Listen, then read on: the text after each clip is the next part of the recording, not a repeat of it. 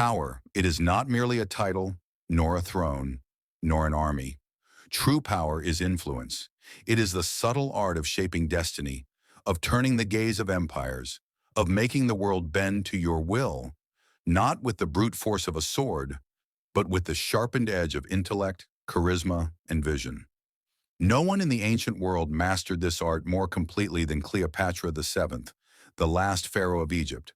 To think of Cleopatra is to think of a legend shrouded in romance and tragedy. But to stop there is to miss the real story. Behind the tales of her affairs with Julius Caesar and Mark Antony was one of the most brilliant political strategists of her age. She was not a seductress who stumbled into power. She was a queen who used every tool at her disposal to protect her kingdom from the rising shadow of Rome.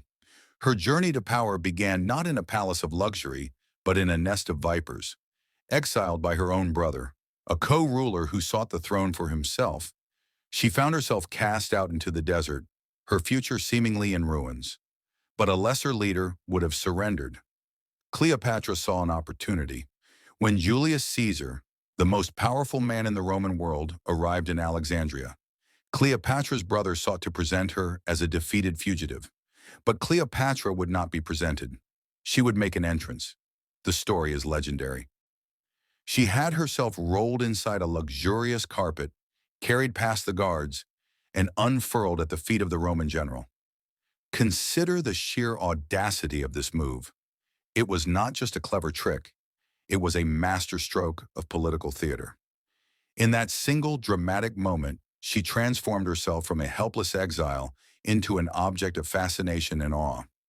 She presented herself not as a supplicant begging for help, but as a priceless gift, a mystery to be unraveled. She appealed to Caesar's famed sense of grandeur and curiosity, and it worked. This was the first, and perhaps purest demonstration of her leadership, an unparalleled understanding of her audience. She didn't just speak to Caesar, she captivated him.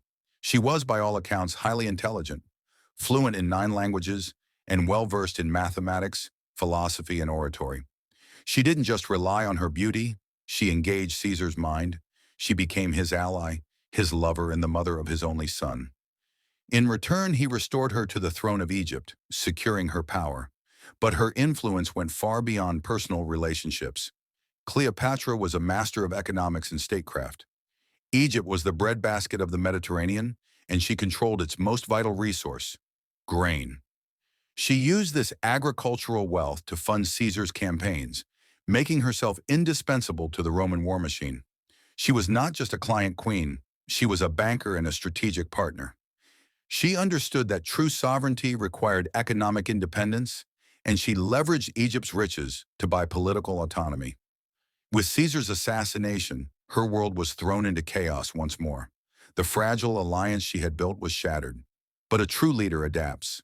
She assessed the new political landscape and identified the next key piece on the board, Mark Antony, one of the 3 rulers of the Roman world now vying for control.